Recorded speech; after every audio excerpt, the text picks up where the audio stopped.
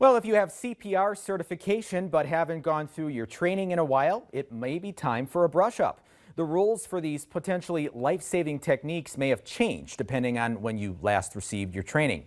Josh Bierman, a paramedic with Lake Region Ambulance Service, recommends getting refreshed on CPR every 2 years. He says starting compressions right away after a cardiac arrest, for example, increases the chances of survival about 17 to 20%.